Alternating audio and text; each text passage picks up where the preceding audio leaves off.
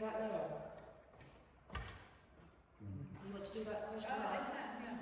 And related but separate, because no stone should be left unturned before sending vector school to auction, and because the council has already paid for surveys and studies, with the council, if there's any love left for vector school anywhere on it, consider applying for capital works funding from the Historic England's Heritage at Risk Grant Programme. I'd be pleased to assist with preparing an expression of interest, and this programme does not exclude parishes and towns councils. Because we are at this very late stage, I realise, I'd like to ask the council to imagine Ryde without the pavilion on the front. I'm old enough to remember decades ago this building was on the verge of being dismantled. There was literally someone up on the roof with an acetylene torch, and it took last-minute urgent intervention to stop that. Another property, Vernon Square, really became a parking lot. Sometimes solutions can materialise to this stage, and I just ask that the council look into that. Thank you very much. And thank you for your question. So I think it goes back to our resolution that we made about it going to auction, and at this moment in time, unless 9 councillors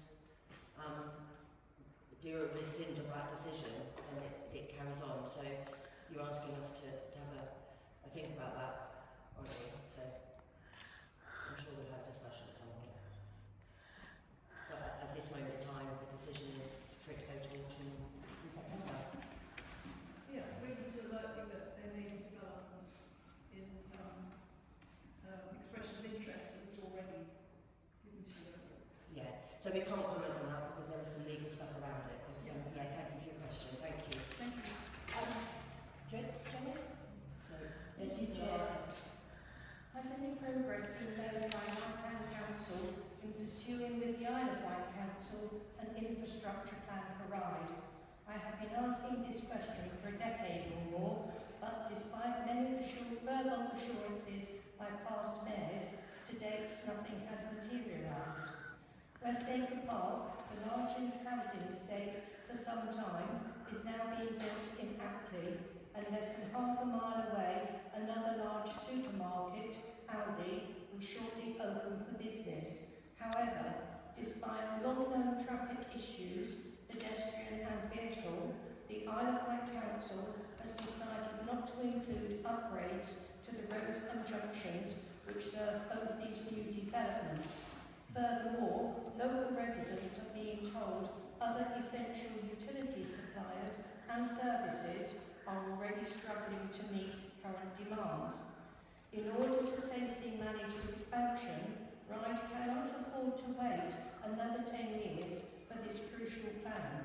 So will this council tonight agree to put pressure on the new Isle of Wight Council for a commitment for work to commence on it sometime within the next 6 to 12 months? Thank you. Lisa, do you want to I think that needs to go to the committee at Isle of Wight Council as well, the ETA committee. Sorry, I can't hear you. I said I think that needs to go to the committee at Isle of Wight Council as well that deals with highways, etc. I think it's a good question for them to. Well, Martin might want to say something, but as Jenny knows, it's in our position statement.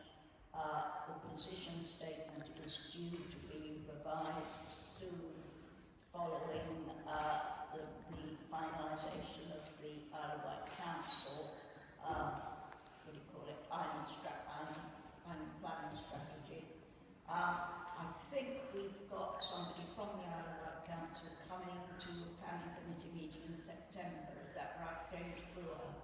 And that might be an opportunity for us to re-raise it. We are very much aware of it. As you say, there's new developments in the area. Martin wants to add anything. Michael, is there anything to add? I just want to add in regards to the east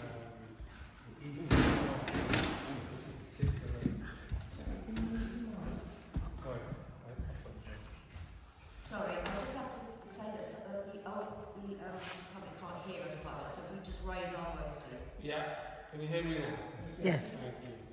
I'm actually having a meeting on site with Simon Moon, who's the new Community Services Director, and the Highways team to walk around particularly the area that affects Westacre Park and Aldie, for instance, like Westbush Junction, to talk about the problems with that. Because I have been talking to him on the 30th of July, and I'm happy then to report back to people, and I'll report back to my residents as well. Thank you, Mike, because that's where it really lies, isn't it? Well, With Simon and that committee, really. Thank you. Any more questions left? A bit of confusion really. Last month you had a motion about Ryde Marina, and in the paper the day after it was about some 37-year-old being arrested and interviewed, etc. I'm a bit confused because that happened in October last year, and said person was released without any charge.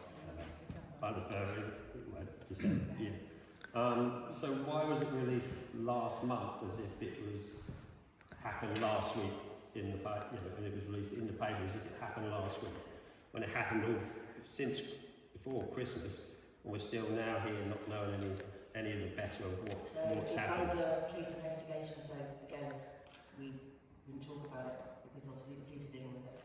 But you can't talk about why it was released by the council. We didn't rest of release it, that no, week. we had nothing to do with that. IsleOfWight Council. Nothing officially came from us at all. Right. Oh, thank you. Hello. Chair, this council has achieved many good projects and successful ones, but I've got the same question I've been asking for probably 18 months to 2 years. That is, why does the town council have no contact with the business community in the town? Now, you said that the neighbourhood board have stepped in and they've come up with some money. So is that all we're prepared to do, or you're prepared to do, is to let them take on the hot potato and deal with it? Fortunately, I've already had a meeting with Zoe, and we've discussed many good ideas and projects that we could offer if the money's there, of course. For example, a shopping and eating out guide, a really good town amplifier. Various things like television on White Week, we encourage people to come to our beaches and restaurants and that sort of thing. There's a lot of marketing that can be done. But I still feel it's a very big job for one person, even though she can get some sort of money and grants, I don't know. But I still feel that we need the RTC to be involved. That means input from yourselves, officers and councillors. Newport has got community council, and Benwick Parish Council, they all work with the business community and produce leaflets and maps and things like that, and that's something we haven't got. You have a committee for your place plan, which states very clearly that actions and improvements to the town's public realm and green spaces are going to be looked at. So that's a good thing. I'm sure all our councillors will agree that business and hospitality are vital for a town and residents and visitors we have to attract. It's a difficult time with out-of-town shopping, to be perfect. Another one, supermarkets and internet shopping. We must have a good mix of shops. Having said that, not a convenience store that will be open to 1 a.m. on the corner of George Street below residential development.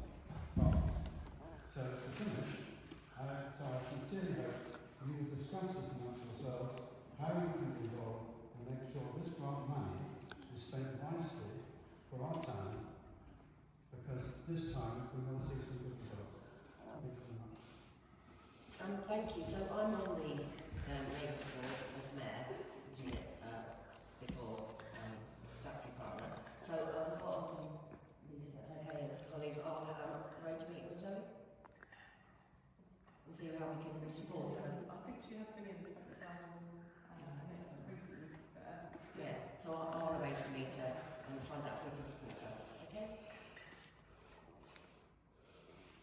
what about having a committee set up? Committee. You've got so many committees doing all sorts of things, but surely a committee, it doesn't have to be a lot of you, but one or two people. I mean, Ian mentioned the other time, you could go into that as well. I think what I'm really keen on is it supports Zoe rather than takes over from it. We need to support, I think, rather than too many. She has had a grant to do that, so I think let me speak to her and see what support she needs. I think Ian was going to come in. Thank you, Chair. I will. I think that's a very good idea that Ryde Town Council do support Zoe and support the business community, and I think that we could set up a subgroup. Probably needs to be thought through by the clerk and officers, but I think that that's an obvious way forward. I think it should also go in with our plan that's going to be revised, because it's no good splintering off and doing something which is going to be not a cohesive way forward for Ryde. Thank you. I'm told that comes under.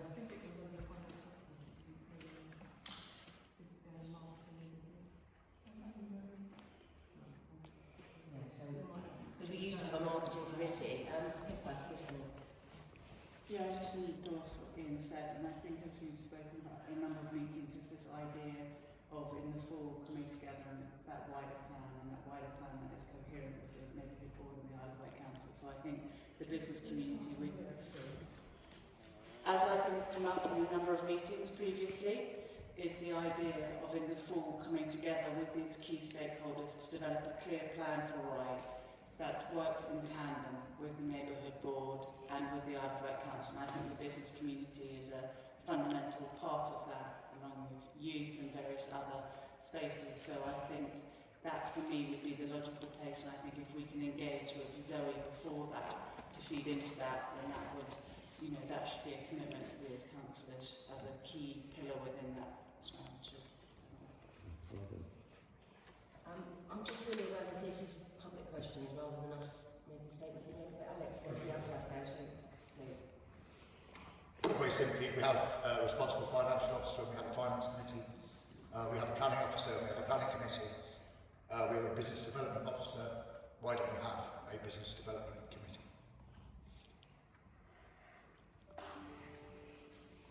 Thank you, colleagues. Lynn. Yes, I came here to ask a question, but I came here to ask the old age question of can we have these meetings recorded, so that I didn't have to come and I could watch from home and I didn't have to pay a taxi fare to get here. You told me it's being recorded, but I didn't know in advance. Is that going to be every meeting, and where will I be able to watch it?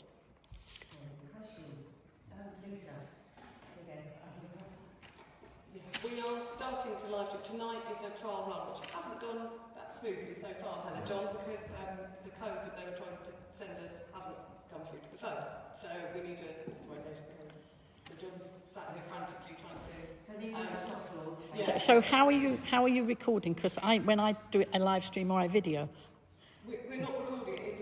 We're going to be live streaming the meetings. Right. So this was live streaming, but you need a link which will be on our agendas in future. Tonight was a dry run to see, one, if the sound was good enough, and two, whether it worked. Obviously, although it worked earlier, it's still not working now, and it's difficult to fix in the middle of a meeting without disrupting everyone. But, So where will people be able to see it? on YouTube. Yeah, good. That's the answer. Thank you. It'll be available on YouTube once we get it working. We thought we cracked it this afternoon, but obviously not. Tech has a problem like that.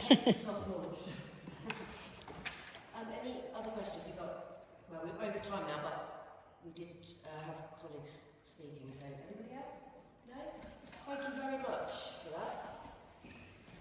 Okay, on to apologies. We've got apologies from Charles, Phil, Chris, Ed and Ian Dawn. That's it, you've got another Ian as well. Thank you. Thank you.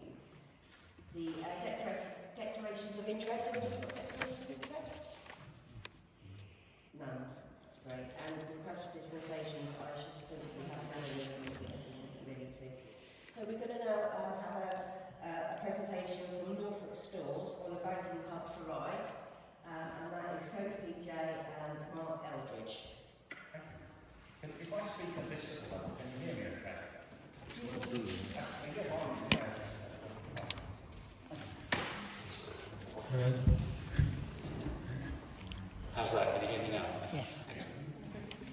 I just want to say a very warm thank you for allowing us to be here tonight. The very obvious question is, you might think why we're with a company called Norfolk Stores and we're here in Ryde on the Isle of Wight, but I'll just give you some context and some background. But more importantly, I'll come on the way of the screen. We wanted to sort of run you through what is a banking hub, because there are nearly 250 of them in the UK now. And as we know all too well, I think the landscape of the high streets is changing quite rapidly, and lots of banks are exiting the high street, as we know, and that's been happening for several years now, probably accelerated through COVID actually. And Sophie and I work for Norfolk Stores. It's my company. I set it up 8 years ago. We operate convenience stores, 2 banking hubs in Norfolk, a few post offices, and a tea room, which my team reliably inform me serve calorie-free cakes. I'm not so sure though. But we're here today because we were very proudly awarded the contract to run the banking hub that's going to open on August the 26th in Ryde. So I just want to introduce myself. So I'm Mark Eldridge, this is Sophie, who's one of our area managers in the business. And the reason why we're here today and tomorrow is actually we're interviewing for the roles that the colleagues that are going to work in the banking hub. So we're looking at 3 or 4 roles in total. And I just really want to give you a rundown of kind of, what is a banking hub, what to expect, what it isn't as well. And yeah, just work through some of those details really. So you'll see, just move on a slide. Yeah, so I don't want to teach you the subjects at all, but it's essentially it's a sort of an evolution of an offer in light of the banks kind of decline taking their offering off the high street. There's a company called Link, who you'll probably be well aware of. They run a lot of the UK's cash machines. But they're appointed by the FCA, Financial Conduct Authority, to assess where there might be a provision for access to banking and access to cash in certain catchments. Obviously, Ryde has been selected for a full banking hub offer. What happens then is they pass off to a company, a not-for-profit organisation called Cash Access UK. And Cash Access UK, once they've sort of been informed that Ryde needs a banking hub, they then are tasked with finding premises from which they can trade. And that's kind of where we come in really. So then Post Office, as an operator, then pick a postmaster, namely myself in this case, to operate the banking hub. So that's kind of like the sort of series of events that leads up to a banking hub. And as I say, it's going to launch on August the 26th. Now, permanent premises haven't been found yet, although we are hopeful of finding out soon. But we're going to be very kindly hosted within the Town Council building on Lynn Street. So we look forward to taking sort of route in there for a time. And in there, then, we will provide some very essential services, really, some in-person services. We live in that age where there's chatbots all around us. We are diverted online for fun, and there's still such a demand and such a need for in-person banking services, and that's where we come in. If you move on, Sophie, please. Essentially, you'll see. I'm not going to talk you through what's on the slide there, but that's essentially the services we provide. So we're operated by the Post Office. So as I said, I'm a postmaster, and Sophie, until recently, was a postmaster, but is now an area manager for our business. And we will operate what is kind of very loosely a post office counter, where we'll provide all the financial related transactions that you would expect in a post office, but not postage. So we won't sell stamps or post parcels. But we will provide, cash withdrawal services, cash deposit, change giving for local businesses. So our aim is to really provide convenient banking for, residents and local businesses as well. Having had the experience that Sophie and I have running 2 in Norfolk, they are hugely successful and provide that kind of really convenient access to banking services. Things falling all over the place. But you can see some of the services we will offer there. But crucially, in addition to that, there will be what we would call a consultation room within the hub, where that room will be utilised by a community banker, aka a banking representative from. I'm going to make this up because we haven't had the schedule confirmed, but NatWest, Barclays, Lloyds, and so on, for 1 day a week. So it's not a full service for each bank, but 1 day a week still provides that in-person access to their their services. So as I say, we're still waiting for that final schedule of banks to be confirmed. But generally speaking, they are 5 of the main banks. Probably going to be the 5 most recent banks that use the trade in Ryde as well, if I may take an educated guess. So that detail's been worked through. So we're only 5 weeks away now, actually. But you can see we will be open Monday to Friday, 9 till 5.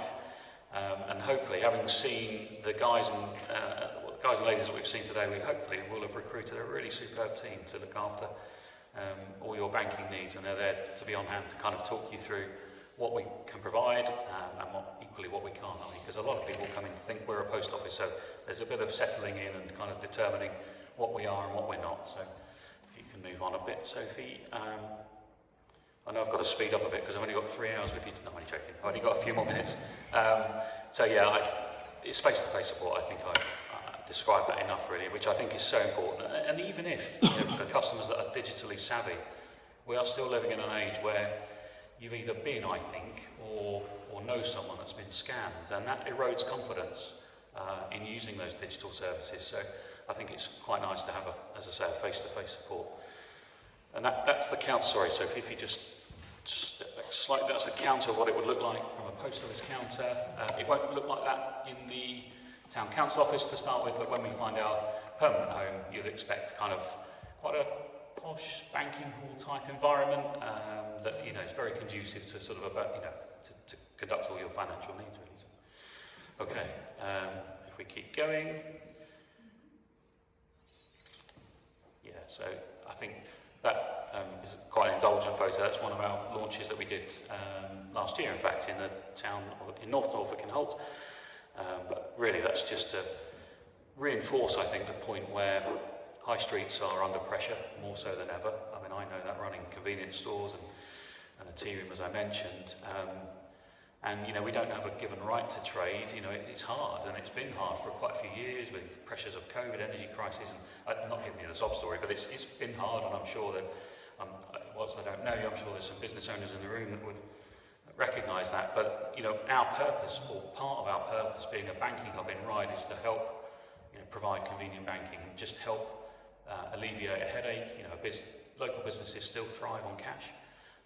A lot of businesses still use cash, and I know there's a big drive, it seems, in society in general to move us away from cash, but we're holding on to it, and we're going to try and play our part in that. So when businesses need cash or change to operate their businesses, then we're on hand to do that for them. So there we are, that's that. Yeah, there we go. That's just a bit of a future statement, really. So some of the considerations that company I mentioned earlier called Cash Access UK, they're the considerations that they take into account for when they're selecting a site. They like really high prime location sites that are easily accessible with parking. Sometimes it's a bit utopian because of every location is slightly unique in its own right, but they like to they won't bury it in the back of a community that's really hard to find and really hard to access. So we're hopeful of finding a site that's really easy and convenient to use. Nearly there, I promise. I'm definitely not going to go through it, but I have talked about the banks that will support us. They'll be on hand to work alongside us in there. The list there, that's really in small font. I don't expect you to be able to read that, but that's just a long list of the banks that will potentially be represented, but not all of them, as I say. It will generally be one a day for 5 days. And there we go. I think it's, just as I say, we're just really setting ourselves out, and this is back to our company's purpose, really, is to provide real social purpose, because yes, it's about access to cash, yes, it's about access to bankers, but actually in many cases it forms residents' only interaction of the day, and I know COVID, I've mentioned it a couple of times this evening, but it's not that long ago. I still know people locally to me where their confidence has still taken a knock from the COVID times, and actually that social purpose, that social interaction is so important, and we'll be there. We're a friendly face to be able to provide that service, and that's really it, I think, for us tonight. So I just wanted to give you a quick overview of us and what we're about to be. So we will hopefully see many of you towards the end of August on Wednesday the 26th, but happy to take any questions. Yeah, whereabouts is it going to be? So initially we're going to be in the Town Council office on Lynn Street. Okay. Initially, we don't quite know for how long, and we're very pleased to be hosted, and thank you for doing that. I know that there are different teams out there kind of working on the refit and putting it all together, and it will just pop up like magic and we'll go in there and operate it. But yeah, from Wednesday the 26th we'll be there. As I say, the permanent location we're not sure, but we'll make sure that through all of our local channels and through the team that we are hopefully going to have appointed by the end of this week, we'll make sure that to the best of our ability, everyone knows where we're going to be in a permanent location. Yeah. Hi. I can't change it, just carry on. I just wanted first to say how welcome this will be. Thank you. I don't know if you know, Ryde Council runs an information and support service in Ryde Library. I happen to be I'm chair of the committee that responds to that. I'm also a volunteer there, and I know from day-to-day experience how much this is needed. Absolutely. Could I just ask, because I think this is being discreet. Sorry. That's okay, you can't. Right. Can we circulate this with the pathway? Yeah. Can you send it to? I mean, it's not a great deal of detail, as you've seen. I'll probably talk more, but I'll happily share that. If that's so, just the list of services. Yeah, of course. Also, we can tell how Yeah. much when they come in. Very happy. Well, I'm going to just seek approval from Cash Access UK, just to be absolutely certain, if you don't mind. Personally, I don't have a problem, but I better just make sure I don't land myself in hot water doing something I shouldn't be. But yeah, principally, I don't have a problem. Thank you, and thank you for we don't intend to just be a bank. We want to be part of the fabric of the community here and really play an active part, to the best of our ability. So thank you. Thank you. I think this is most welcome, but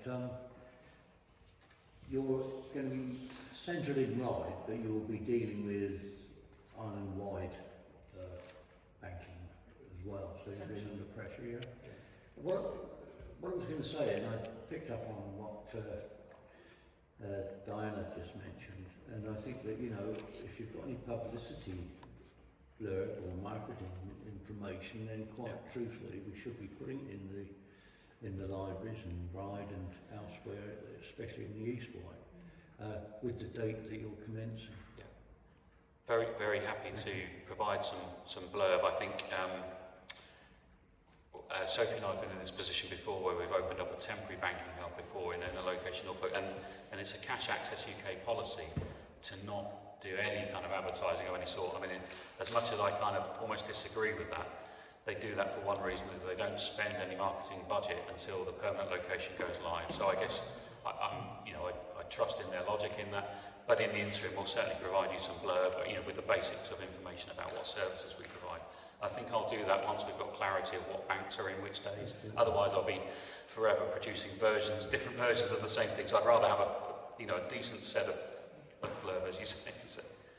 We can say something, surely. Absolutely, yeah, please do, yeah. Can I just come back on that and say that as long as you get the date and the times of opening, I think, and what have you out there, then I think that's I think you're right. It's the opening date, it's where we are, what the banks are going to do, and what we can and can't do. I think they're the kind of, if you distill it down, they're the most important things that everyone's going to want to know. So as soon as we've got the bank schedule, I think we're good to share. So hopefully we'll find that out soon, because we're only 5 weeks away from opening us. Means it's bank holiday now soon. Indeed. I'm going to get Charlie. Hello, absolutely fabulous, well done, brilliant. 2 questions.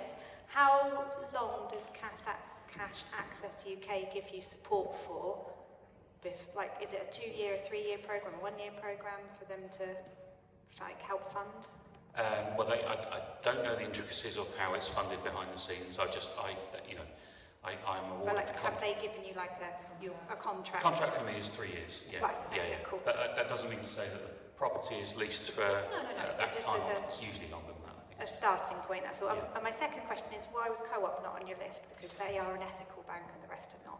I don't know, actually. It's a very good question, because Nationwide aren't, because they're classed as a building society. Indeed, but Again, Co-op are the only ethical ones. a question I can't answer because I'm not aware of the background discussions. But I think it's a very valid question. Because they're, for green purposes. Absolutely, and I think sooner or later we'll certainly see presence from Cash Access UK from their management teams, and I'm sure that we'll be able to, respectfully pin them in the corner and get an answer. Malcolm.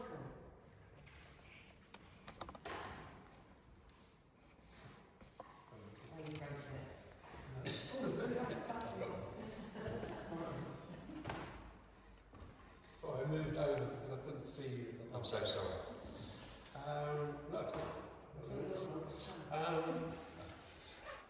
to sound very simple, but is it a banking hub? So, for instance, my bank is HSBC. Yeah.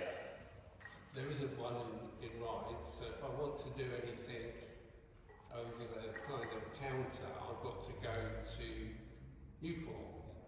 So, can I come to you? Well, so there's kind of two angles on the answer. So I don't like to give complex answers as a rule, but so for over-the-counter transactions, so withdrawals, cash deposits, balance checks, check deposits, you can do that with us anytime, any day of the week. Okay. If you want to see your bank, obviously that's contingent on HSBC being one of the rota banks. Obviously, we don't know that yet. So I mean, there may well be, but I don't know that yet. So. But a simple transaction, like every day of the week, exactly. I can do through you. Yeah. And you know, I don't know the postmasters that operate the post offices on the island or indeed the town, but you can complete those transactions in regular post offices. But I do understand operating post offices we do. Sometimes they are, you know, we have busy times and you might get stuck behind sort of passport renewals or tax renewal, you know. So I understand it's all about convenience. But yes, HSBC customers every day of the week, Monday to Friday, 9 till 5. But it could be that HSBC do a Wednesday. Exactly. But they just don't know which banks are going to be there. In which case, they would basically be in, let's say it's a Wednesday, so they would be, you'd have one of their banking reps in there on a Wednesday. They would have a lunch hour, because they're entitled to lunch, I guess, but they would have a lunch hour. So outside of the lunch window, you would have access to them. Generally speaking, you wouldn't need to make an appointment either. Some banks do, some banks don't, depending on the popularity. But it, you know, basically it's a first come, first served appointment basis. And that goes back to waiting for who's doing it, and so to Exactly. And it should be soon, because we're, like I say, we're only 5 weeks away, so as soon as we know, we'll be very pleased to sort of circulate the information back to the question. Thank you. That's right. That's a good question. Thank you so much. You're very welcome. Just thank you for having us. It's good to have you. Absolutely. Yeah. Well, we're hoping on 4 actually, but yeah. So at any one time, there'll always be 2 of our colleagues in the branch, and Sophie and I will be here, and a community bank. So you know, lots of us there to try and help you. Yeah. Wonderful. Thank you very much. Thank you so much. It's nice to meet you. Mark and Sophie. Thank you. Bye. Bye. Okay. So minutes. To take as read and confirm the attached minutes of the full council held on the 23rd of June. Seems such a long time ago now, doesn't it? Can I sign those? Has anybody got anything to say about that? Or can I have affirmation that everybody's okay with it? Do you agree with that? Even if you're not here, you can agree with it or abstain. Yeah. So everybody agrees? Is it just one abstention? Thank you. Do you want to sign that? Yes, please.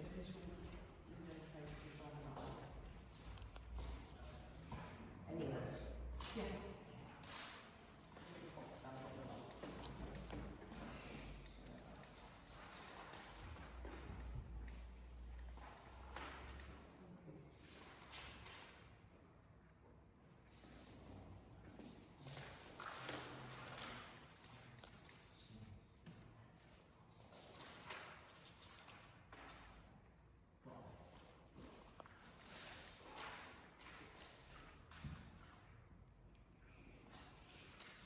Thank you. Thank you very much. So, on to officer reports. So, to note the written report from Network Ryde, Youth Service Manager. Do you just want to note that? Does anybody, there's not the manager here to answer any questions, but Pippa, are you? Yes. Okay. So affirmation to note those? Noted, yeah. Thank you so much. And to note the written report from the Community Development Officer. Noted. Thank you. And to note the update from the clerk. Noted. You say you want to go through anything? No.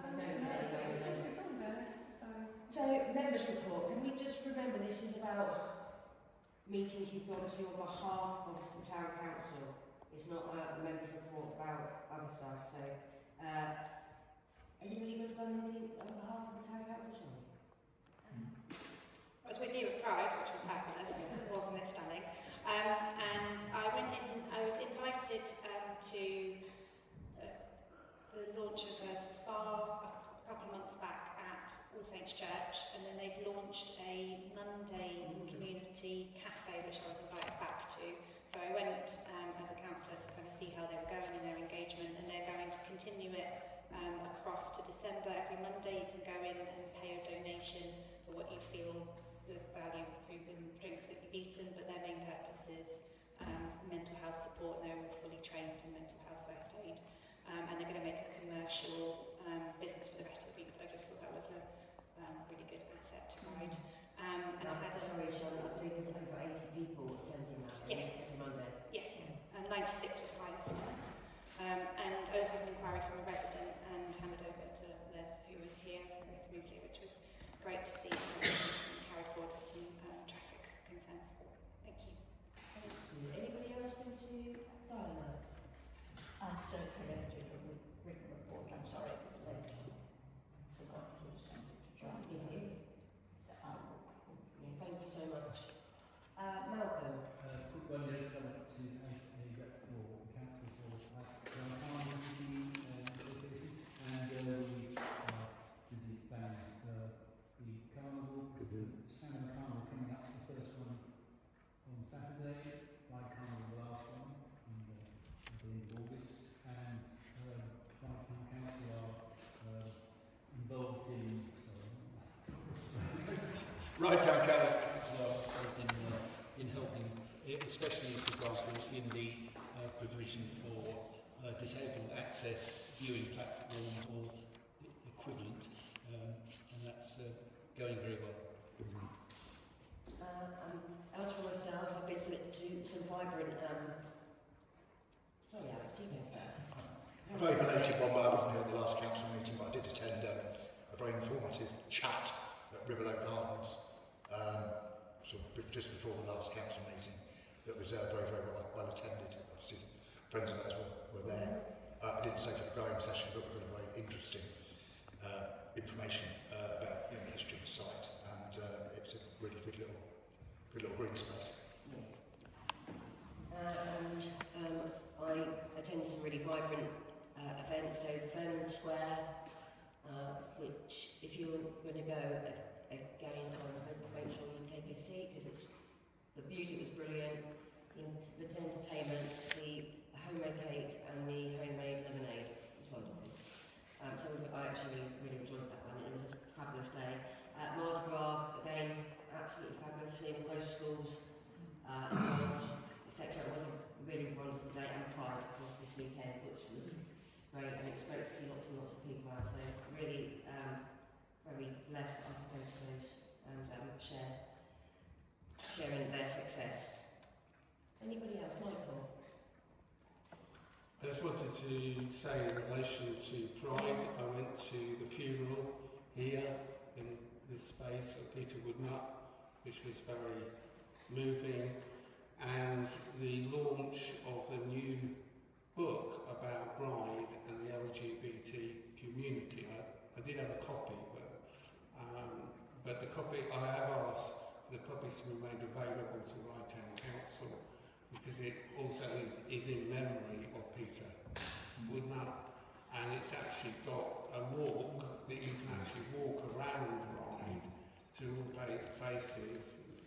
places that Oscar Wilde went to, and different things about the history of the LGBT community in Ryde and the Isle of Wight. So it's a very good publication. So I'll make sure that you've got copies of it. Thank you. Thank you very much. Anybody else? No? Wonderful. So, members' questions. To receive any questions from members concerning the business of the Town Council or about a matter affecting the town that is not included in the agenda for the meeting and is not otherwise before the Council. Any questions? Sure. I have raised this before. So I have a question about the Isle of Wight Council finances being declared as unstable and at risk in one of the meetings that went in the press, and I just wanted to know, as Ryde Town Council, how can we ensure a good working relationship with the Isle of Wight Council but not becoming reliant upon services that they might then cut in the future? Thank you.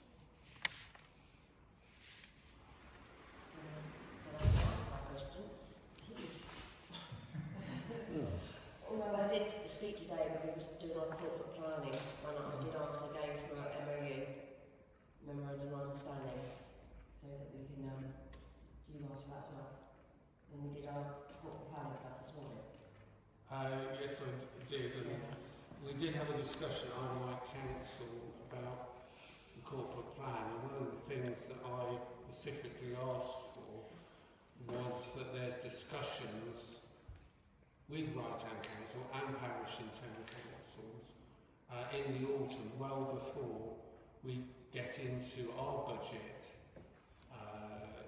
set, and because normally in the past our council comes to in February after already we've set our budget to actually discuss them, so that we're part of that discussion, and I'm sure I and other Ryde Town councillors will try and, Ryde Isle-of-Wight councillors will make sure they keep to that within that, but that was taken on board.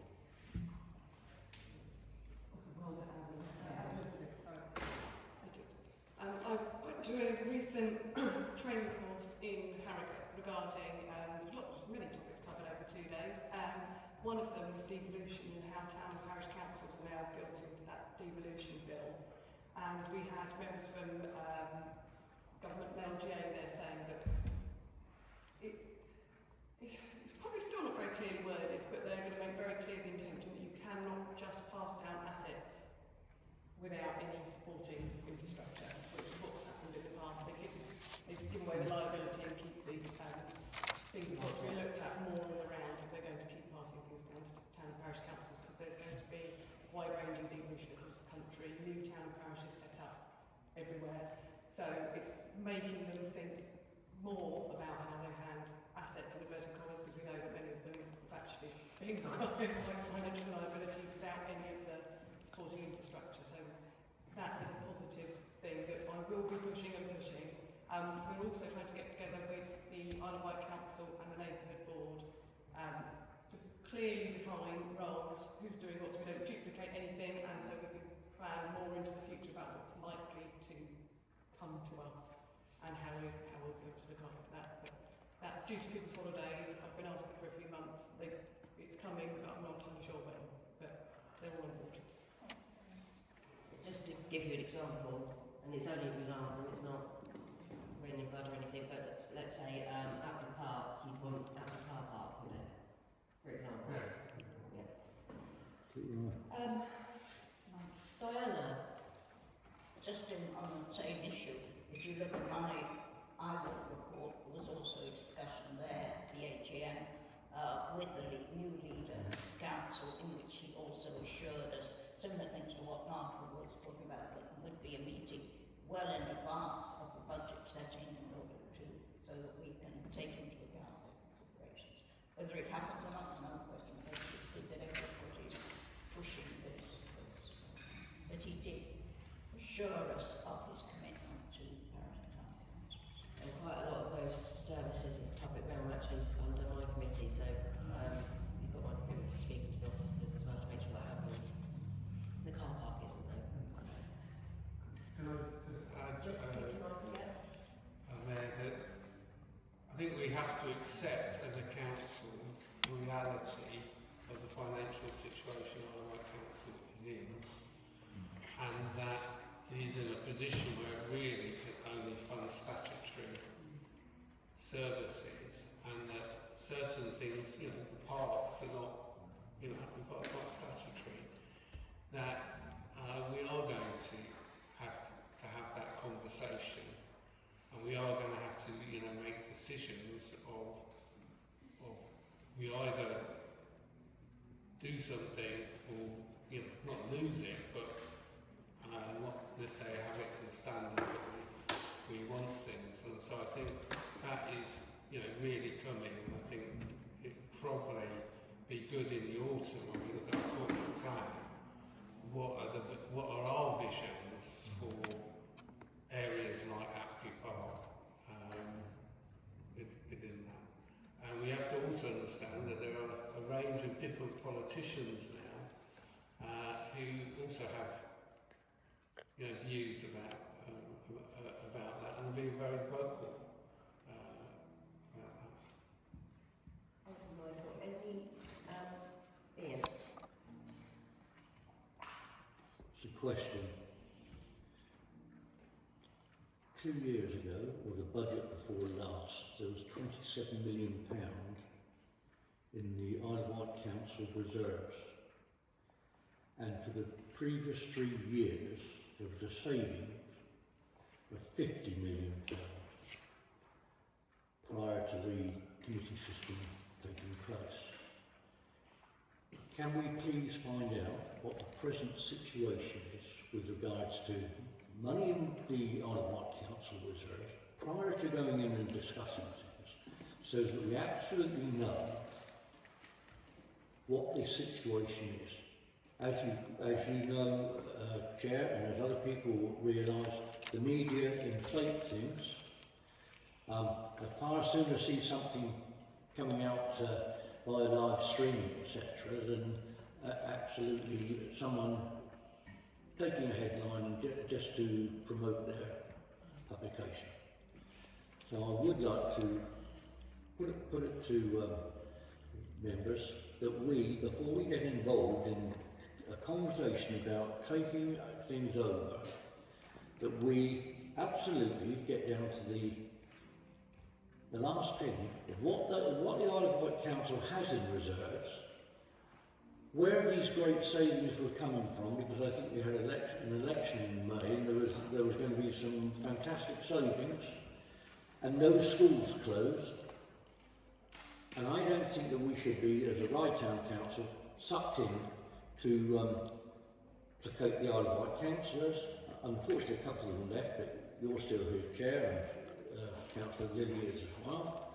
I just feel that we need to make sure that Ryde Town Council, the residents and business community of Ryde, are not sucked into these things, but absolutely know what we're dealing with. I want to leave it at that, and I just feel that that's as I see it. Within 2 years, if £27 million of reserves has been shot away, then I'm a bit concerned about that. Because at the end of the day, the residents of Ryde will pick up the tab on their precept. And there'll be a lot of people saying, we don't want the precept to go up. And there'll be some council members saying, we can't put the precept up. But if we want to save certain elements around Ryde, then we've seriously got to look at what's available to actually raise funding for things such as Apsley Park, but also our public ground and our business community and our high streets. Thank you. Thank you. Anybody else? Michael, really quickly. Well, I've got 2 questions. The first question, and I raised this at the Finance Committee last week, it's not for us to go into certain things, but obviously we are faced with certain losses, and we have had some very good responses from our IFO and from our clerk, and I thank them for having those in writing. What I would like is, by the next meeting, written statements from yourself, Mayor, as the chair of the personnel panel, and also from the chair of finance, so that we've got both of your views, right, about what has gone on, and how you, in your leadership, in Councillor Jordan, as well as chair of finance, and yours as mayor, are going to, well, basically explain to us so that we can come to a decision of how we respond once we get all the information out about those things, and obviously in the autumn regarding Vectis Hall, going to auction, etc., and how we manage them. I think it's excellent that we've had a staff response, but at the end of the day, we as the councillors are responsible. We're the employers, we're the writers of the strategy or brief of the policy that is then put into operation by our good staff team. What we need is, I haven't as a council received a statement from yourselves and from the Chair of Finance, and particularly the Chair of Finance, who's been the Chair for 8 years and has actually overseen the various ups and downs and of things. And I would like that, to give time for you to have that. So my question is, will you do that? Will you ask the Chair of Finance to do that? So we've got written statements by the next full council.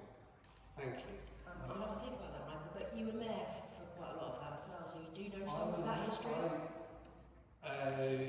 On one of the issues, yes, but not on the other. No. I'm really sorry, what's the other issue? I don't know. There are two issues which, We've got Vectis Hall, what's the other? Vectis Hall and obviously the marina and the situation with the marina. I'm not going to say anything about the marina until the legal stuff sorted out. Well, there should be an autumn, we should be able to have an interim report about it. I do know from, I know it's fine, but what I do know is that we do, what do we talk about? Councils can go in and audit and stuff. Strictly check. I don't think you're at that meeting. Have you done some scrutiny checks at the marina? Yeah. Not yet. No, I don't think you're at that meeting, but that's in place. Well, there is a meeting, I think in August, isn't there? The finance subcommittee. August the 12th. Yes, so just for the public and members that aren't part of the Finance Committee, we have a meeting, Finance Subcommittee meeting in August. It can discuss the Marina Business Plan, but that's kind of in place and been agreed for the year already. It's to look at our strategic plan for the next year. And with regards to the marina, we've brought in new scrutiny checks, and new systems, and we can't put in everything in place that we can.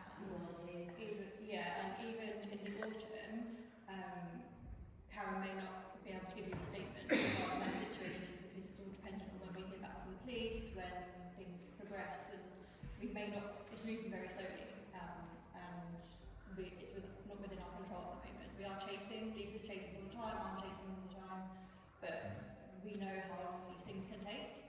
When it gets with the police and has to go up to the Crown Prosecution Service, and we can't. I don't have any issue with that, Tara, and your reporting. I have issue that we actually elect members, like I was elected in the past, who should be the voice and the spokesperson on our behalf and also report back to us. And I feel that particularly in the case of the Chair of Finance, that has not happened. Okay, so again, Phil's not here to answer for himself, so I'll take that away. Take it seriously, obviously. I'll take that away. Luke, please. Just a point of clarification, Chair. I know you can't go into any detail, but can we just be reassured that there is the possibility that charges will be brought in the case of the marina? I can't say that. The police are dealing with it. We don't know until they tell us. Can I just ensure that we're actually keeping an eye on the people in the audience as well, because it's very, very hot in here. We'll open this up. There's some water, by the way. I think there's have some, but did bring some in. Joe.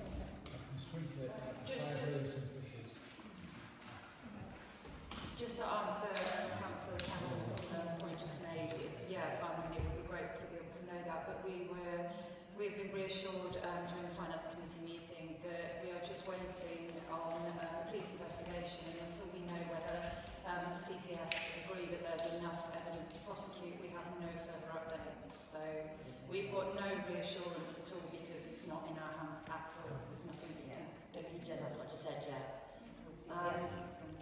Ian? Thank you. As I'm Vice Chair of Finance and as Councillor Lilly brought this up at the last Finance Committee, I'd like to just put forward with regards to the Vectors Hall and the decision-making process which was called into question, that it was a council decision, not an individual's decision, to move ahead with the Vectors Hall at that time. And I feel that at that time also there was a lot of grant funding out there, and it would have been and could have been an absolute mind-blowing sensation for that part of Ryde. So I'm saying that. And as for requesting reports from individuals, correct me if I'm wrong, Town Clerk or Mayor, it's not in our constitution at this present time for chairs and vice chairs of committees, etc., to bring forward reports and statements. Is that correct? Yeah, as far as I can say, we don't run a cabinet staff. No member has more power than any other member. We're a collective of 16. The only thing that chairs get extra is a casting vote at a meeting, and that's the only extra powers that they have. It's a collective decision making, town and parish council. So the council made the decision to buy the building, the council made the decision to sell the building. It's not on an individual member. Thank you. Let's just sort that clarification in respectful manner. And what I would like to say is that we all want transparency, especially the residents of Ryde and each member. So we can work on that. We can look at what our constitution or our powers are at the moment, and if that's a way forward that people wish to take it, that you want a monthly report from every chair, vice chair, and what have you, so be it. But it shouldn't fall back at this moment in time on the staff, because we just have not got the capacity. Thank you. Okay. Can I clarify that? I have not said that. I have not said that. Michael, can we just stop now? Okay, so we spent, timely, Finance and Resources Committee, to note and approve minutes of Finance and Resources Committee held on the 9th of June. Pardon? It is on. Hello. So can we note and approve the minutes for the Finance and Resources Committee meeting? Thank you. The appointment of the internal auditor, to agree the appointment of Mulberry Local Authority Services as the internal auditor of Ryde Town Council, as recommended by the Finance Resources Committee, paper F. So I need a proposal for this one. I'll second. Malcolm proposed, Jen seconded. Jen. Malcolm and Jen. Jen, yeah. Thank you to both. And yeah. We're in the room. Wonderful. You know. So that's done. That's helpful. Yeah. So Planning and Environment Committee, to note the approved minutes of the Planning and Environment Committee held on the 16th of June 2006. And again on the agenda after that is to elect 2 members that would like to go on to that. What about 2 people that want to go on there? Ian, you're going to go on it, aren't you? Yes! Reluctantly, but we need to make sure that planning's a big issue, Chair, and I think that we should, after hearing from residents, and also hearing about the infrastructure around Ryde, and a couple of our county councillors, or IsleOfWight councillors, have left the meeting, unfortunately, because quite possibly they could have input on that with regards to our lack of infrastructure, etc. And take it forward on the IsleOfWight Council Planning Committee. But we are unhappy with the way that things are going, with regard to the provision or lack of provision of services? Thank you. I'm just having a meeting with Simon Moon about that. Is that the infrastructure? So, yeah, so we've got a way forward with that one. It wouldn't go to planning necessarily, it goes to the transport committee, so It should be for some sort of down. yeah. But we've got to get to that bit. So Michael started that work, so that's great, so that's good. To approve, Jen. It's just a quick one, given that a member of the public has just come asked for water, can we offer water to the rest of the public? I did say, I did buy it, okay. Would you like some? Yeah, I think so. Thank you. Anyone else? I went to the shop before I got here. It is very good. So, Network Ryde Steering Group to approve the following recommendations to full council from the meeting of the steering group held on the 15th of June. Can I just interrupt? Am I right that Ian has volunteered to join the planning committee? Yeah, I've written his name down. Is that right? As soon as he put his hand up, I wrote his name down. No one's pressed the wheel. Yeah, that's fine. He needs some things to do. Network Ryde Steering Group approve the development of. Do you want to take them separately? So to approve the following recommendations. So is that what we're approving? That's to approve development of youth So strategy. because it says approved twice. So development of a youth strategy policy to guide how Ryde Town Council engages, supports and invests in young people, ensuring their voices inform local decision making and services. Paper H. Nicola, did you want to say anything about it? Because I know you're very, very good. Yeah, I think I actually mentioned it briefly at the last meeting that we had, because we actually had that discussion before this.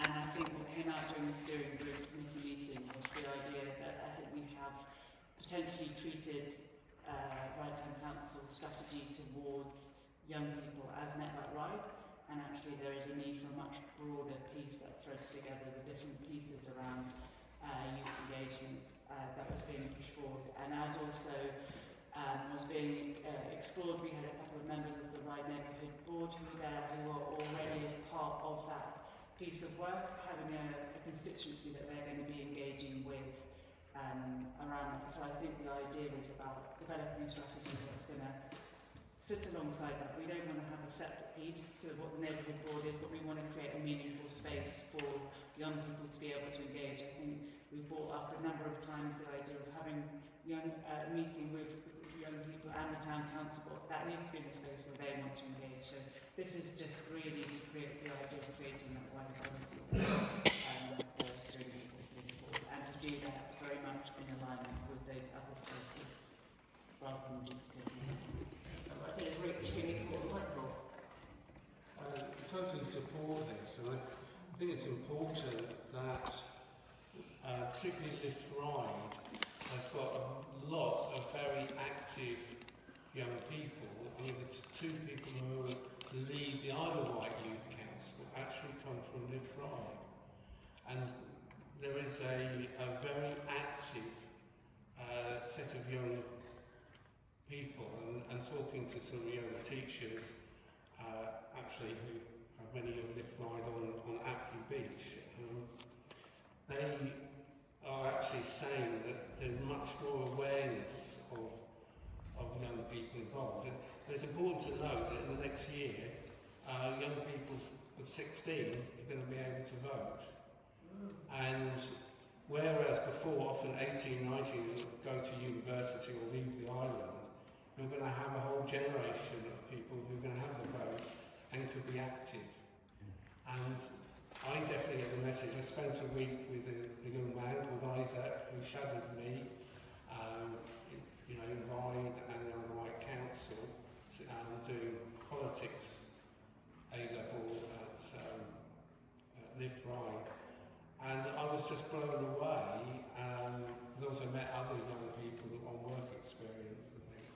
I was really blown away how aware that group of young people really were, and how they actually do want to get involved.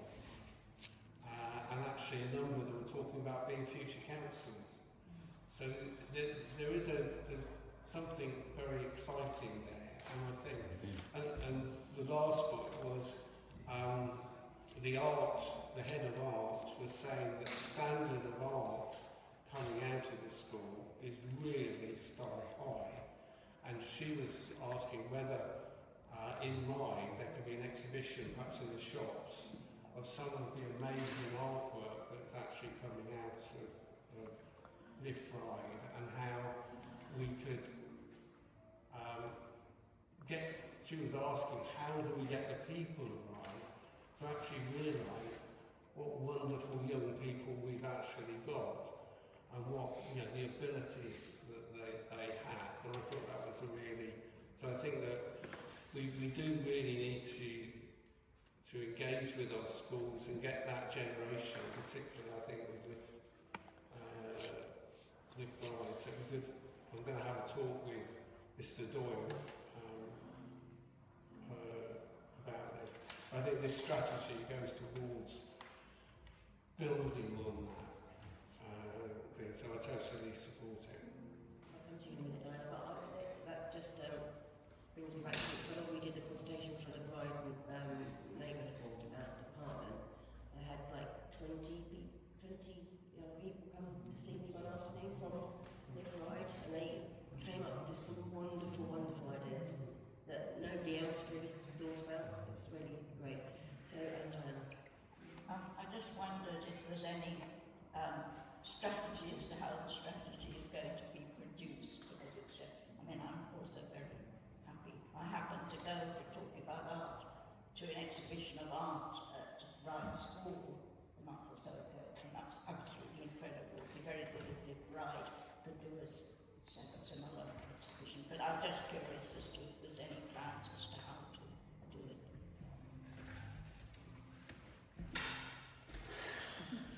In terms of how we take this forward, I think, first of all, we want to build on the information that's already there, rather than doing another set of consultations. I think what's been really positive, which you can see, is that I think the key actors in Ryde, through Network Ryde, Ryde Lift, and Ryde Private, are connecting more. And I think it would be important to kind of nurture and kind of continue that. There isn't a clear piece at the moment, but that is something that I hope we can discuss. I think there isn't a formal meeting till later on, but I think there was discussion previously about how we might move some of these key pieces forward earlier in that. But I think the most important thing is, if we're going to consult young people, to make it a meaningful piece and to build on tangible things that they can take forward.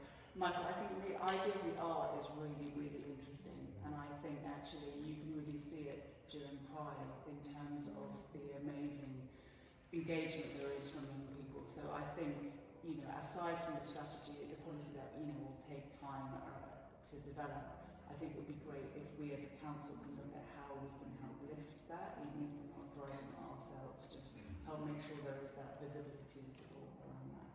But I mean, if other people have kind of views in terms of how to take that forward, please do reach out to us. Appreciate that. Are you going to propose that? Yes. Yeah, and somebody second here? Michael? Everybody in agreement with that one? Thank you, unanimous. Thank you very much, colleagues. Okay, so on to paper I, which is a combined scheme of delegation to officers incorporating routine, financial and emergency delegated authority to agree the updated scheme. So I know that I had a question, sorry, I don't want to be answering, but I asked Could you use the microphone? about the credit card thing, and it gets paid at the end of the month, and how that was audited, if you like, and you gave me reassurance that you see all that in the background, so I was happy with that one. Diana? Just a very small query, and I suspect it's a typo, that under paragraph 6, the hierarchy of emergency things, there's no... Sorry, Diana, we can't hear you. Sorry. So that we can... Sorry, I'll just have to face the mic. You need to face the microphone, otherwise Under, I think it's just a typo, but just to make sure, under paragraph 6, there's a hierarchy of emergency office delegation, and there's no number 5, there's a 4 and a 6. I just wanted to make sure that was a typing error, not a numbering error, not that there's something being left out. Which It's page 18. It's more than likely a numbering error, because we've had a change. Most of this is we've got a lot of change of officer titles and what made it? It's up to 17 for me. You're missing pages. Yeah, the last page is missing. Yeah, it is missing. I think they're going to Has everybody else got a page 18? I think all officers that should be there are there. I think it is numbering.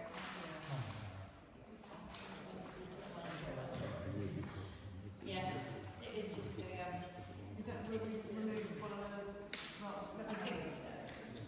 It's probably because Yeah, put it on this one. yes, it's because of our rules, it's a numbering issue, yeah. So I can change it. Sorry, it looks like I'm thinking that. Yeah. Thank you. Thank you. Thank you, Diana. And Jen, thank you. Yeah, thanks, Chair.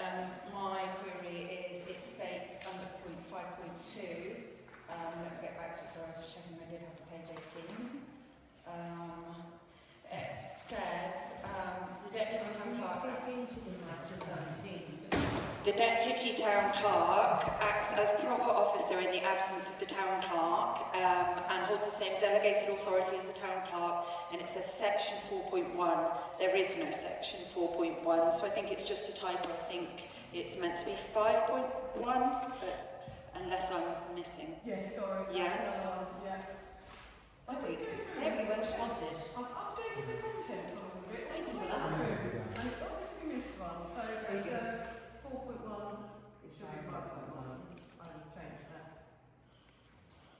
Anybody else? Do have some observations, so sorry. Okay, I just wanted clarity on what constitutes an urgent situation. Obviously, we all know what an emergency situation is, but urgent. There is some definitions at the beginning. Yeah, but of course, it's going to be very difficult for that to be exhaustive. So, Yes, is it not perspective on whether it's deemed urgent or not? Well, it's if something needs to happen before a certain time frame. So, for example, quite often we grant deadlines in full before we can have a meeting to decide what we're going to do. We're going to put something in, and that's fine. We may need to apply for consultation, but the deadline will be over Christmas. That happens a lot for some reason, and they sort of want to put things in over Christmas, so we need to get a response in, and we haven't got time to meet, or as we have recently, a meeting wasn't quorum. So we did arrange a meeting to discuss something, and a meeting wasn't quorum. We then didn't have sufficient time to arrange another meeting before the deadline. Was that an informal rather than formal? No. The meeting wasn't quorum. We didn't have time to call another meeting. That is urgent. Therefore, that would be because there was a deadline to get something in. That would be a situation where that would. Okay, because I'm just a little concerned, and excuse me if I'm getting confused with all of this, but I was led to believe that, you know, we have the balance of the officers and the councillors so that we can make decisions at full council and that the public are informed, and that if we were to pass this today, anything that was deemed urgent by officers could just go through, and then I'm kind of not understanding what my point is. It says on there means a matter requiring immediate action where there is insufficient time or resource to convene a meeting before the decision is required. How many times has that happened in the Not last 3 many. years? Not many at all. Not many. Recently, once, and that was on legal advice and consulted people. I can't think. During COVID, we had to. Yeah, but COVID was unprecedented, wasn't Yeah. We're hoping that will never happen again. During COVID, there needed to be some decisions made about running an emergency hub. We weren't allowed to meet, so therefore, can't think of any other times. Yeah, so we've kind of moved past needing that, and kind of the other point was that in that point that I raised at 4.2, it's stating about in your absence the deputy clerk having the same powers. Is our deputy clerk fully trained? Has our deputy clerk got the same training as you, as in they can be a fully fledged clerk in your absence? They have the general power of competence at the moment. He is undergoing silver along with Tara to be fully trained. As we declared the power of competence for that year, so we would have it for that year. So unless I was run over by a bus, if I was, if I ended up in hospital, he would have that same power. If it was any longer than that, then we would have to get, if it went over into the next year, into the next May, then we would need to. Yes, so I guess my concern with that is, for example, when you practice a profession, like a psychologist, psychiatrist, you have to have a certain degree, bachelor, whatever, doctorate to be able to practice.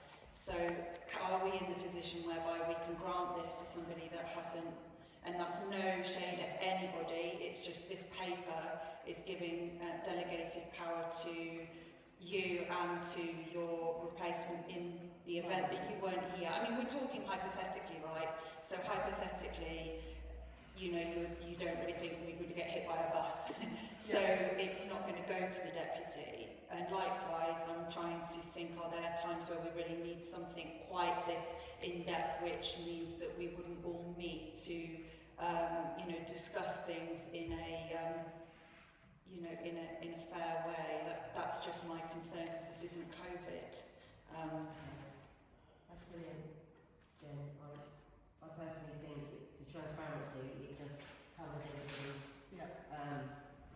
To what situations could happen. And like you said, it hasn't happened since COVID, and it's happened once. And I always report it to camp. If there's an issue going on, I will always report it to camp, unless I'm told by the police or something, I can't. But I will, and that would be another instance. We've had to take some advice from the police recently. But I have to act in the best interest of the council. I'd say obviously Tara and Anne will be So, although technically Alan would deputise, and we did have a situation in November with the marina. Lisa was on holiday, as always. It always seems to happen when Lisa's away. So obviously it did fall to Alan, but myself and Alan would never want to take that on by ourselves. So we worked together with that, and then we spoke with the necessary councillors at the time. So and legal advisors. And legal advisors and things like that. And there has to be an element of trusting our capabilities to do our job. And there is actually no legal requirement to have a qualification to be a clerk. No. It's just, there is one there, but there's no actual legal requirement. You just don't have the general power of competence. So there is no actual legal training that you have to do to be a clerk. But then that would lead on to my second point of, again, if we approve this, it does put the onus on yourself more, and also in your absence, Tara or Alan. The whole point of this system, I thought, was actually to safeguard people as well, and that we've got a duty of care. As we've been described this evening as the employers, we have a duty of care to the staff at Ryde Town Council to not put you in a position where you could become, really under intense public scrutiny for taking a decision that you then had to have ratified in full town council, and people were unhappy with it, and we didn't necessarily support that decision. Once it's made, it's like retrospective planning permission. If we don't agree, it kind of doesn't matter. We don't. Once it's done, so to speak. So I would just suggest that, given that we've also got 6 councillors missing this evening, that we defer a decision on paper I to the next meeting. But that's my view. And if we don't, something happened in August, and then we all went on holiday, and Lisa needed to speak to us. She wouldn't be able to deal with anything. to be quorum, we need 6. I'm not going on holiday. Yeah, no. But we need 6 members of 16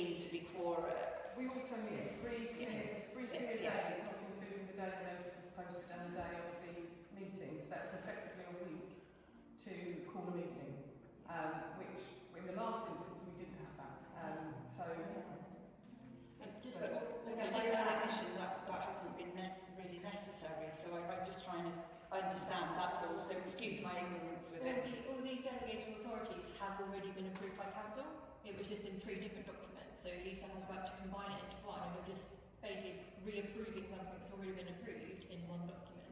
So it's easier for everybody to see, officers to see, councillors to see, public to see.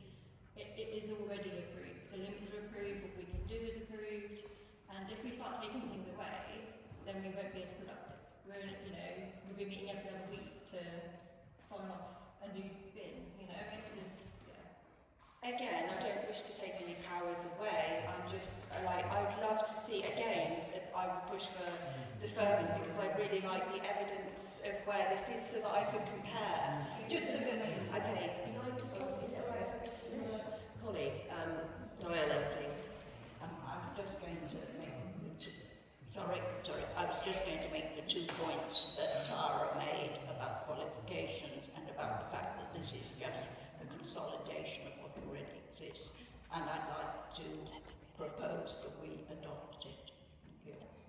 Although I do want to thank Jen for going through it so much and having her thoughts on it, so we have to respect that Jen has her views.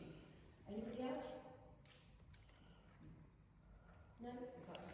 Good proposal. Seconder? Charlie? Charlie second. Yeah. You can, unfortunately. But it's been... Darling, you might explain me. No, I mean, I just wanted to comment that I think it's really important to have that scrutiny. Sorry, I think it's really important to have the scrutiny. I think it's really important to have that discussion, and I think as a council we should be constantly asking that question in terms of balance of officers and councillors. So I just wanted to acknowledge that, and I think this won't be the last time this potentially comes up, and if we do see a concern, it's not that we can't then kind of come back to it. So I just wanted to acknowledge the importance of this conversation. Absolutely, that's what I'm afraid of. Clearly, she's thought about it in depth, so that's great. So can I have a vote on that, please? So, 4s. And abstentions? So there's 2. 2? You can say no. No. So a no and an abstention. Thank you, Jeff. Okay. The consultation methods. To consider the report from the clerk to agree a trial of alternative methods, paper J, which I've read in depth. Would you like the microphone? Please don't ask me too many complicated questions. I wrote this a few weeks ago and it's been busy. Right, I did try and read it before the meeting, but I didn't quite get to the end of it. It seems to have disappeared as well. Oh, here we go. So another thing that came up in Harrogate was how new government funds are coming online. We found it at the beginning of the neighbourhood board that they wanted different forms of consultation. We actually got far more consultation responses with the way the neighbourhood board did it last summer, and even that was suggested by the government that it could be strengthened, and that we need to meet people where they are a bit more. People aren't that fond of dry, boring surveys. It would be quite easy when you're filling surveys with people to lead them rather than let them lead you into what the issues in the area are. So they gave us some great ideas, which I've looked into a little bit since I got back. I don't think we do them all at once, and it would be quite expensive if we did it, but there are some things we can do easily, such as ward walks and rapid sampling and different forms of consultation video, digital mapping. So really, we're looking to do the budget consultation as we do this year, and we would like to trial some of these methods, see if we get the same results, different results, whether we get many more respondents, and see if we can reach out into all communities a bit more. So that was the, I'm not going to say I'm an expert, I've been on one afternoon's training course, but it was some really interesting ideas and some really interesting case studies and feedback they got back, which they went through in the training. I thought it was really worth a go. Just see how we go. Hello.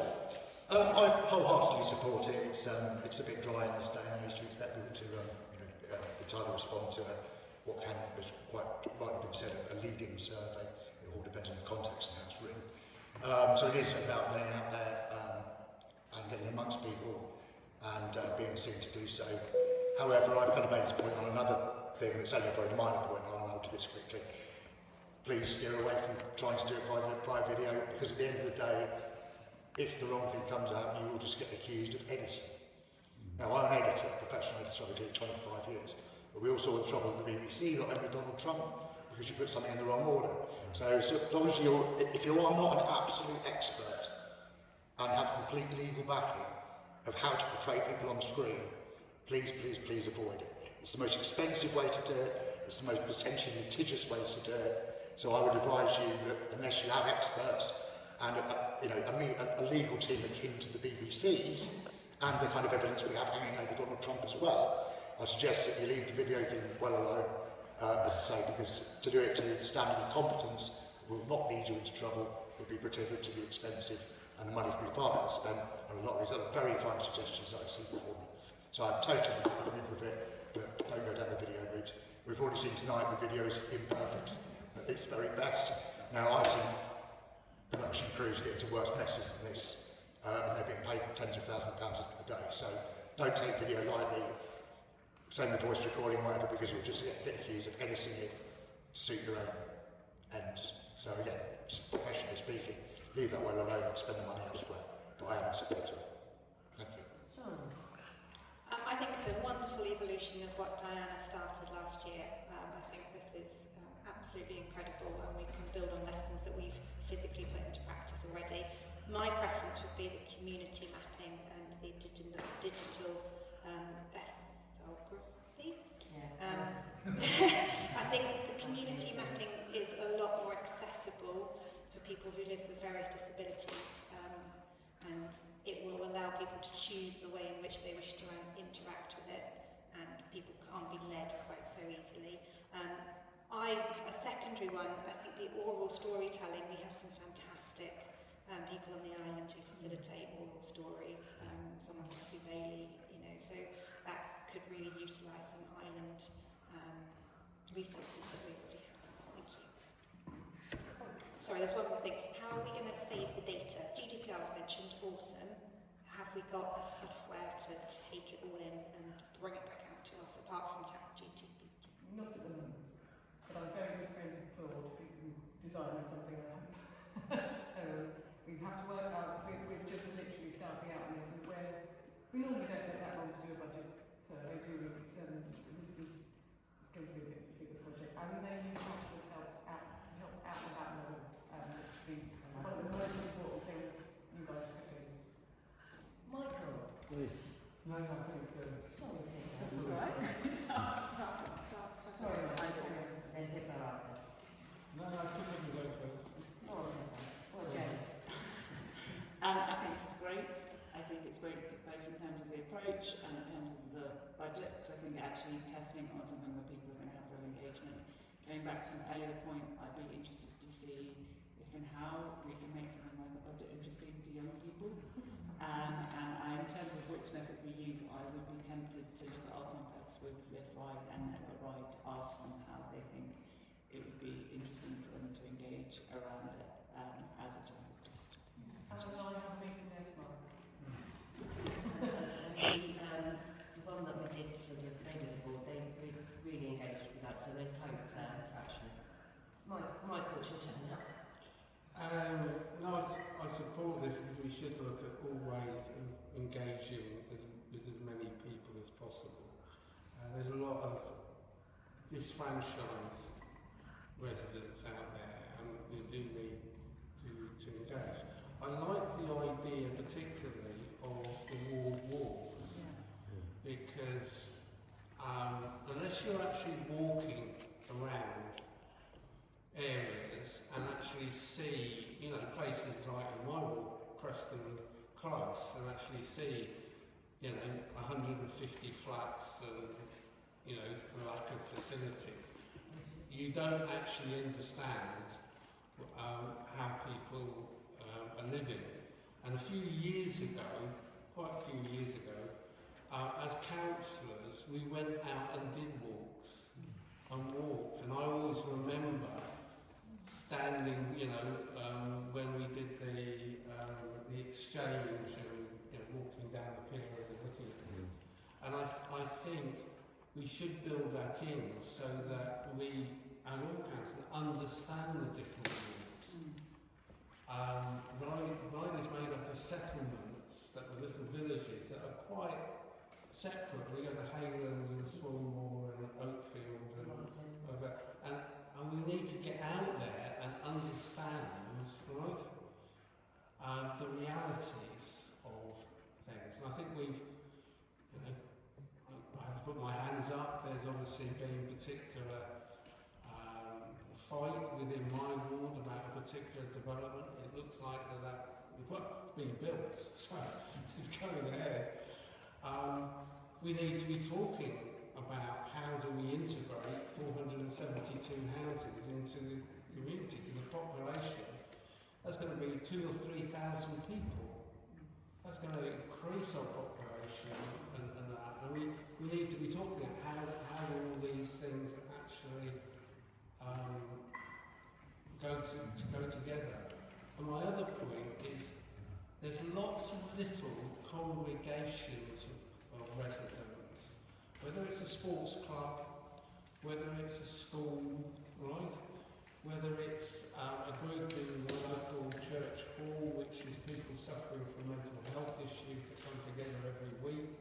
You know, there are these pockets which we could go and talk to of that. They're not going to come out, they're not necessarily going to fill in the survey, but over a cup of tea, they will actually talk. And you get the daily experience, right, that people are actually having, some of the hardships that they're having. And we need to get that into us as a council, and we need to get that narrative within the neighbourhood board of that, because I believe with that money, unless the poorest in our community and the ones that have the most vulnerability and disability, if they do not benefit for that 19 million, then it's been a waste of money. And we need to be making sure. And we also need to be encouraging future councils. We need another generation. I'm going to retire. He's going to retire eventually, hopefully. I'm going to retire. No, he's on planning now.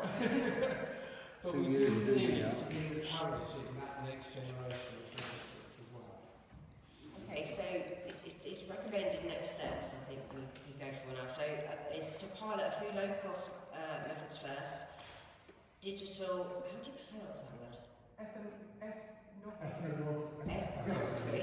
Random selection with prize draw, a go-along interviews, probably more walks in there, probably really cheap. We like that? Yeah. We like that, Michael, wouldn't it? Is that okay? Well, is it going to add more walks into that?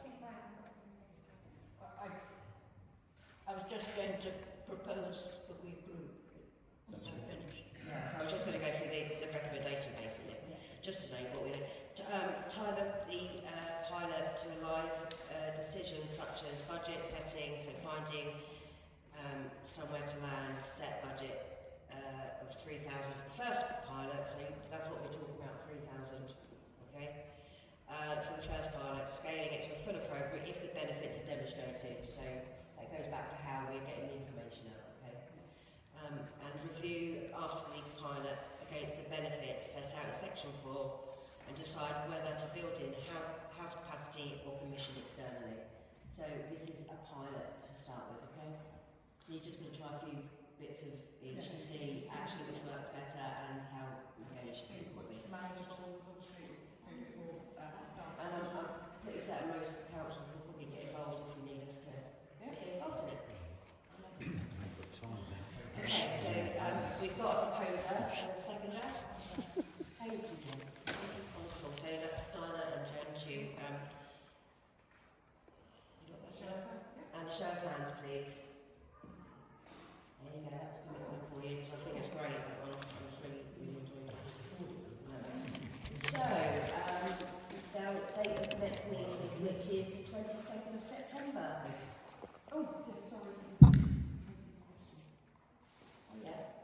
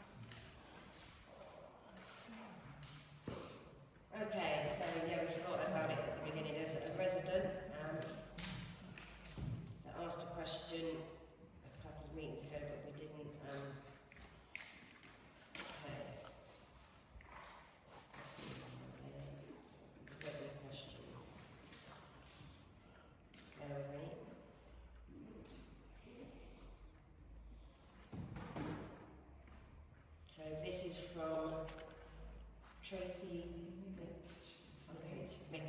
yeah. So she asked council. Sorry, we should have put this in public questions, but Ryde Town Council fully recognise the concerns you've set out. No, that's the answer, sorry.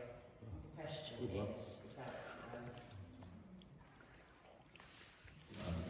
yeah, you read it and I'll read the answer.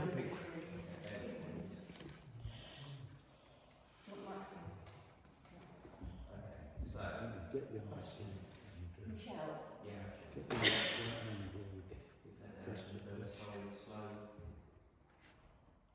And I'll do the answer.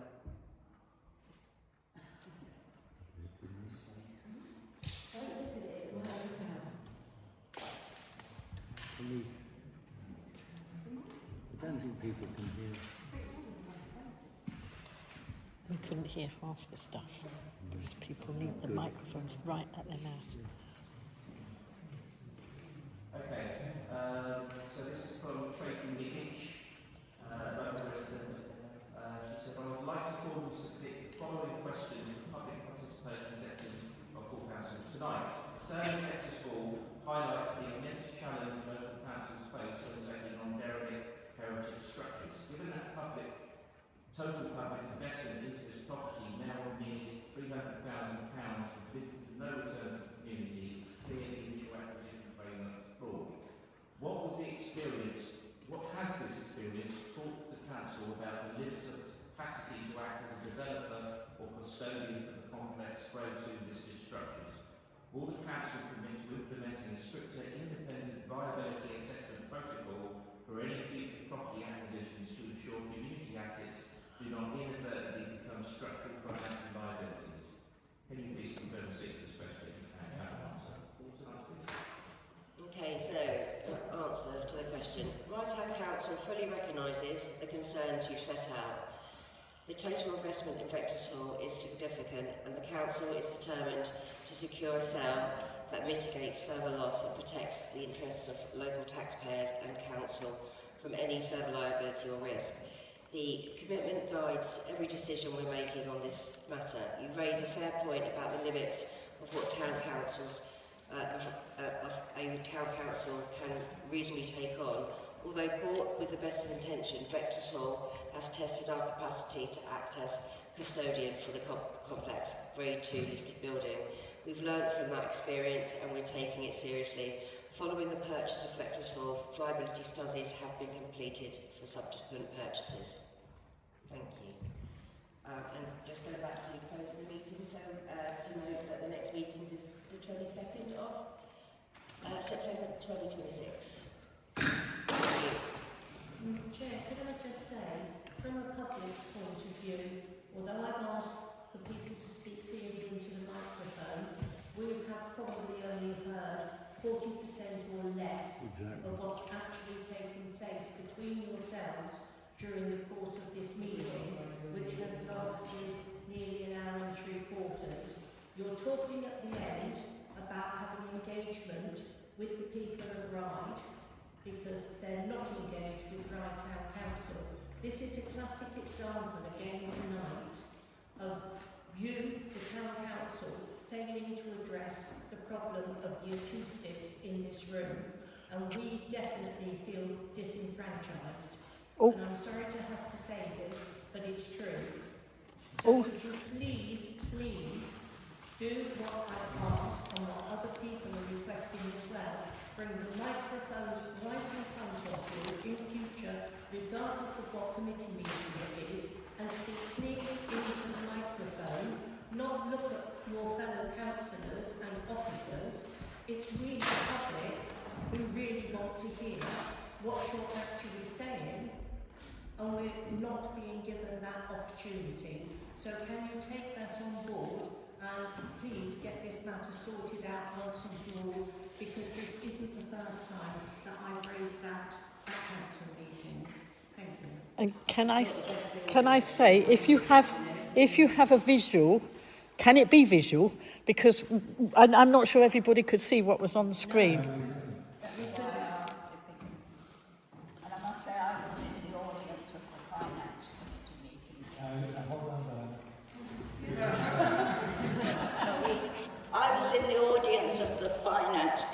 meeting the other evening, and I know I missed half the meeting.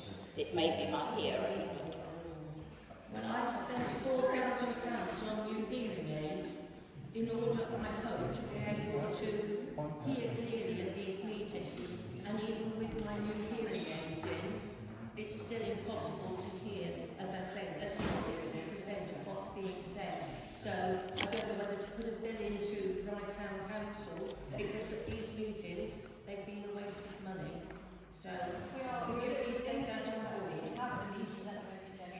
Sorry, We're limited on where we can have the meeting because of the size of the smaller council. Well, people on the council know all about the size. So a smaller venue. So we're looking at a smaller hall for the finance and planning, so it's a little bit easier. But for the size of the full council, we haven't got anywhere else to go at the moment. No, and I did request, and Karen very kindly explained why you've got it set up like this, but it would help if everybody was forward facing to the public, and as I said, speaking directly into your microphone, and having It could go wider out like that. transferred into the room because of the high ceilings. The acoustics are impossible, I appreciate that, but do try and make it as easy as possible for the public. We turn up. That is a point. Please use the microphone. That is a point that we do need these tables to be angled out. We were going to do that, but because this was being tested today, which I explained, it's got to fit the camera, it's not over the camera. I mean, to be fair, you can't see me anyway, so it doesn't matter where. You want it like I've got it and put it so it's swivel. You can swivel it. You can't swivel this one. No, but that's what you need.